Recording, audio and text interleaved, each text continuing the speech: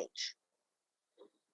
I mean, it's clear that Governor Youngkin is far more interested in spending time in Richmond, Maine than Richmond, Virginia. It's bad enough he's on his nationwide presidential tour, but to make matters worse, he's standing shoulder to shoulder with a man who said he would deck one of our own and has made blatantly racist comments. If you want to know someone's character, look at the friends he keeps. LePage has said, the enemy right now is people of color.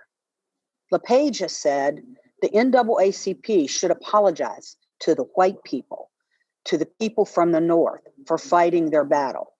LePage has said people of color are coming to Maine to impregnate white women.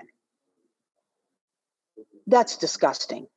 But what's even worse is that earlier this week, Governor Youngkin lied and said he was totally unaware of LePage's comments. Now that he's aware of his comments, though, he still chooses to campaign for Paul LePage. If there was any doubt before, they now know that Governor Youngkin isn't some mild-mannered vest sweater wearing moderate. He's another far-right culture warrior. And to all the Mainers, don't let this LePage in a red vest fool you for 1 second. Mainers know all too well the kind of divisive politics that Glenn Youngkin tried to hide on the campaign trail. He tried at all costs to avoid talking about how he was going to rip away decades of women's rights and ban abortion in the Commonwealth. He knew his position on abortion was out of touch and too extreme for Virginians, so he tried to hide it. And then right when he gets in office, what does he do?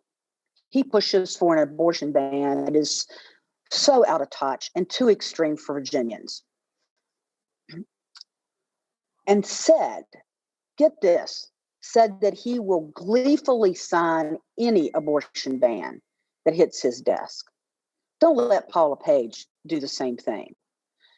So while Glenn Youngkin sets off to win enough Trump primary voters to be considered his boss's vice presidential nominee in 2024, we are standing together with our friends and colleagues in Maine to make sure that both Mainers and the nation know that those divisive politics have no home in the future we're building together.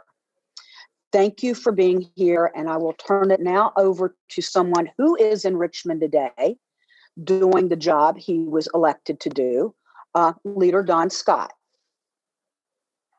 Thank you for having me. I'm so grateful to be here. I understand y'all's pain up there in Maine. We have our own wacko governor here. So we're trying to deal with the things that you guys have already dealt with. Sounds like for 8 years, we're going through it now. Our governor has been on the job for about 8 months now. He's probably spent more time in Arlington, Texas than he has in Arlington, Virginia, because he's spending most of his time going around trying to let everybody know how unqualified he is to not only be governor of Virginia, but also how unqualified he is and radical to be president of the United States. He spends most of his time basically being a sycophant for the former President Trump and letting folks know that he will, there is no line that he won't cross for Trump's love and affection. And part of that is to go to Maine. Now, gratefully for me, just last week, I was in Maine. I was downtown Portland, a beautiful area, beautiful city, and beautiful folks there. Learned a lot about Maine and Mainers. It was my wife and I's first time there. We had a great time. And to learn and read about former Governor LePage was amazing and shocking. And I learned that he was Trump before Trump. And, he was outrageous before Trump became mainstream, to make it outrageous to be a MAGA sycophant. And so it's amazing to me that while I am sitting in Richmond, our governor is there gallivanting around, trying to prove to extreme MAGA voters that he is qualified. So he is there campaigning with former Governor LePage, who, as a person of color, it's offensive to know that the governor of Virginia would go and campaign with someone who literally said these words. You can't make this stuff up, that people of color are his enemy. And I recall reading it in context where he was speaking to another member there and said, hey, you were in the military. What did we do to our enemies? We shoot them. And I was like, he's still governor? And so I'm trying to figure out how he got back into this position. But it's more, to me, disrespectful to the good people of the Commonwealth of Virginia that Governor Youngkin would feel comfortable going to campaign with him. Now, initially, he says that he didn't understand. He didn't know who this governor, who was governor of Maine, was for 8 years now. So I want to know what political novices that he has on his consulting team that's helping him in his presidential run. And they didn't know who Governor LePage was. So I don't believe that. But now you couple it with the fact that now he does know exactly who he is and everything that he said. And then you think that he would back away and say, you know what, that's not part of who I am. That's not part of my, because he claims to be a man of faith. That's not part of my faith message. But not only does he not back away from that, he continues to run towards Maine. He runs towards this extremism and radicalism and this attack on people like myself, people of color. And so I'm hopeful that the people of Maine will reject this.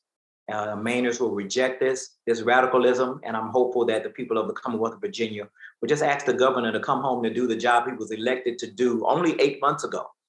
Nobody hires someone for a new job and 8 months in, they're never at work and they're traveling all over the company on a company dime to be able to pander to MAGA primary voters. So I'm hopeful that he will come back and do his job.